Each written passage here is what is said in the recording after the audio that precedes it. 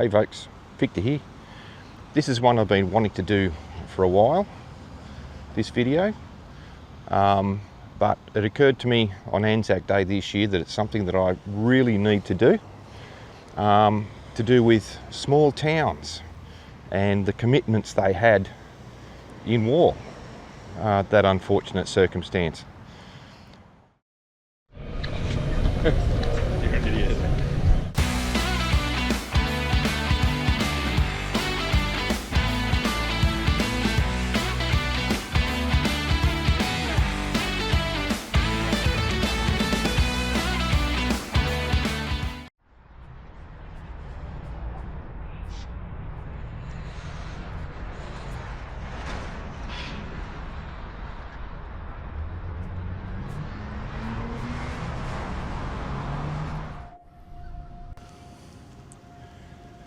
The Memorial Rose Garden in Queanbeyan. See, there's a couple of garden beds there, and on that side too.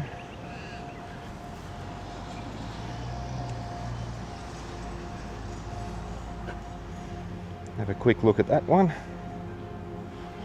and then it follows through to another memorial here, which is a lone pine memorial.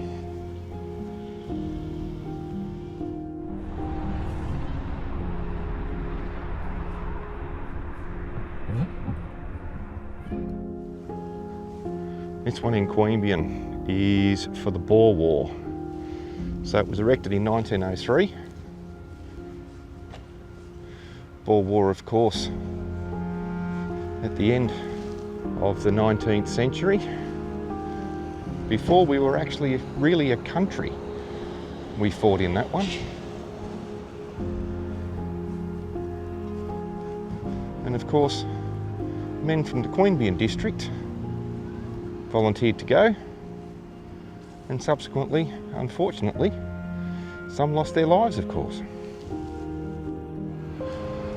And now, just a short walk away from where we just were, we've got the main memorial in Queanbeyan,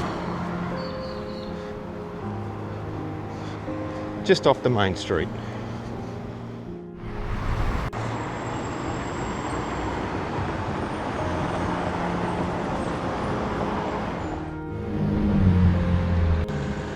Yeah, so this one here, this is First World War as a memorial. It stands about 11 metres high, this one, and the rock itself came from Bowral, of all places. But this memorial stands just out the front of the old council chambers.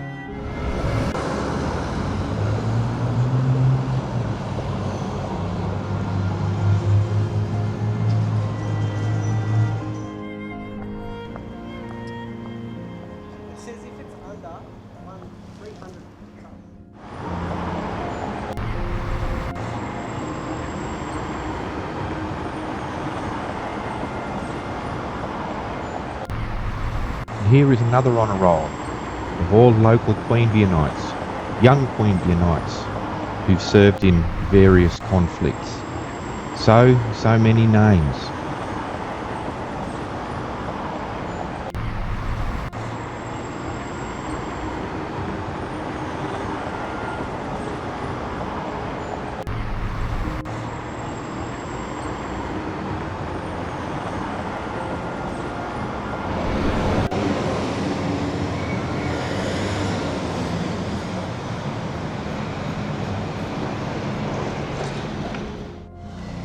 This is the Eternal Flame here in Queanbeyan, of course representing all services, including Merchant Navy.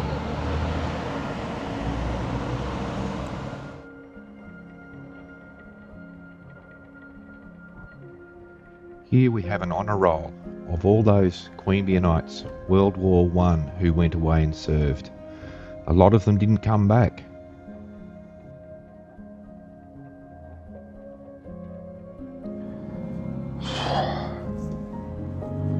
Okay folks, You're probably wondering what my fascination is about these memorials. Well, over the last month, I guess you could say, it's really shone home to me, particularly when I was in a small country town for Anzac Day over at Young. And at the dawn service, there were all ages. There were kids in prams, mums, dads, grandparents, the whole gamut of society. And there probably would have been hundreds of people there. Same with the day service, hundreds of people there, well supported. And considering this tradition was started, after the First World War. Now, what fascinates me about the memorials is all those names of the young men who went away, fought and died over there. See, in country towns across Australia, particularly the First World War, when war broke out, we were just a young country. We hadn't had much exposure to things like that. So of course, when the call went out, you had a whole generation of men who put their hands up. Now you take a whole generation out of a town. What does that do to the town? And a lot of them didn't come back. And then of course, same thing happened in the Second World War. Whole generation again went off to war. And a lot of them didn't make it back. This is why, particularly in the small country towns, there's still a lot of respect for those who didn't come back. See, we're not glamorising war by doing it. We're remembering those young blokes that didn't have a chance at life. A lot of them were in their early 20s, maybe even younger. Didn't get a chance at life. Didn't get to have kids. Didn't have to get married. Just gone. Anyway, I'll leave that one there. I'm starting to tear up thinking about it.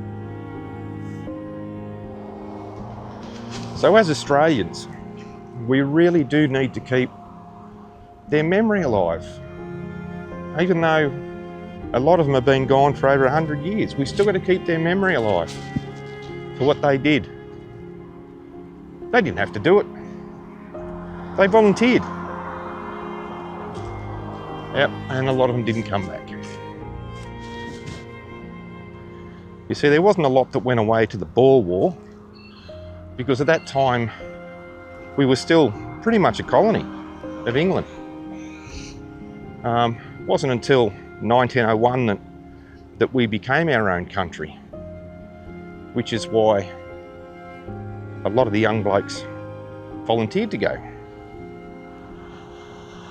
They wanted to prove themselves as a new country, show them what we had. And these young fellas that went off to war, they didn't give a shit about politics. They just were out for the big adventure.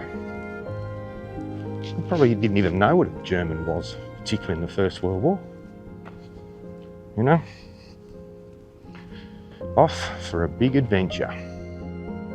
Now, I'm not trying to be dismissive of other conflicts and campaigns that Australia's been involved in. But as time went on, whether it be Second World War or the conflicts after, Vietnam being another one, at least the young fellas had a little bit more of an idea of what was going to happen with it. Sure, each war was different with the ways they were fought, but yeah, I particularly feel sorry for those poor souls that were in the first. Lest we forget is a phrase you see on these memorials, and it's said quite often, particularly around Anzac Day, Remembrance Day. Roughly translates to, it should not be forgotten. We won't forget. We can't forget them, those that perished. I won't forget them.